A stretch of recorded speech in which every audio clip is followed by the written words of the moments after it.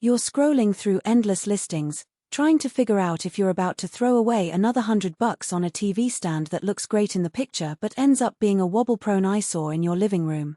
You don't want to spend time and money on something that won't actually hold your 85-inch screen, hide the mess of cords, or blend with the rest of your decor.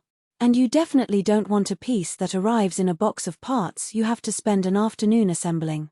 Link is in the description if you want to check the product details on Amazon. Let's talk about the POVISON full-assembled mid-century modern TV stand.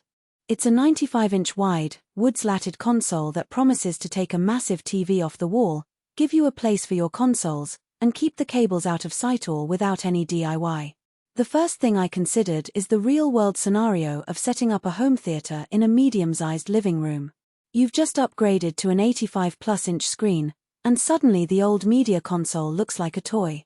You need a base that can handle that weight, offers enough surface area for speakers, and still leaves room for a coffee table or a rug. That's the sweet spot this stand aims for. From the moment the box arrived, the fully assembled claim held up.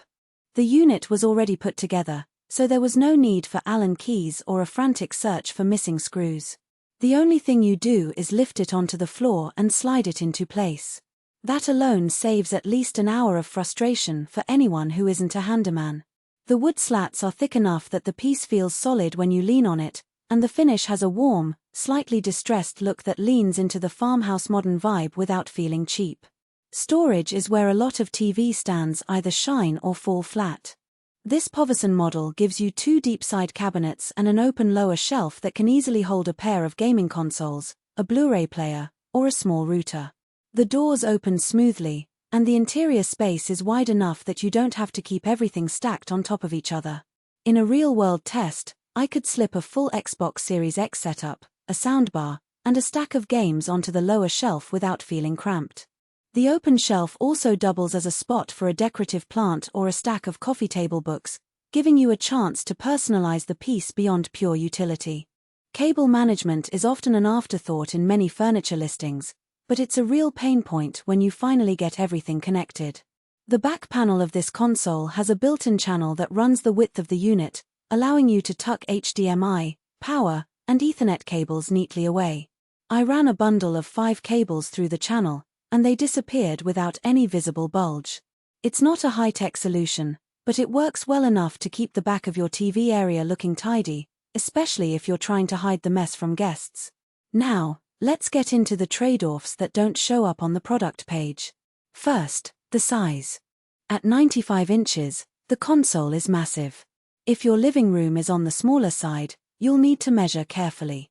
The depth is about 20 inches, which means it will extend quite a bit from the wall. That's great if you have a spacious layout, but in a tighter room it can dominate the floor space and make it feel crowded. Secondly, the weight. The solid wood construction means the unit is heavy, easily over 150 pounds. While that translates to stability, no wobbling when you lean on the TV, it also means moving it later on is a two-person job. If you're a renter who might need to relocate frequently, this could be a drawback. The design itself is a blend of mid-century clean lines and a farmhouse touch. It pairs well with leather sofas, metal floor lamps, and even a rustic rug. However, the finish is limited to a single walnut tone veneer. If your decor leans toward high-gloss black or crisp white, you'll either need to paint it yourself, which defeats the fully assembled convenience, or live with a contrast that might feel a bit off. I've seen a few owners post pictures where the wood grain clashes with ultramodern minimalism, so it's worth checking whether the color matches your existing furniture. Another subtle limitation is adjustability. The stand sits at a fixed height of roughly 20 inches, which works well for most seated viewing angles.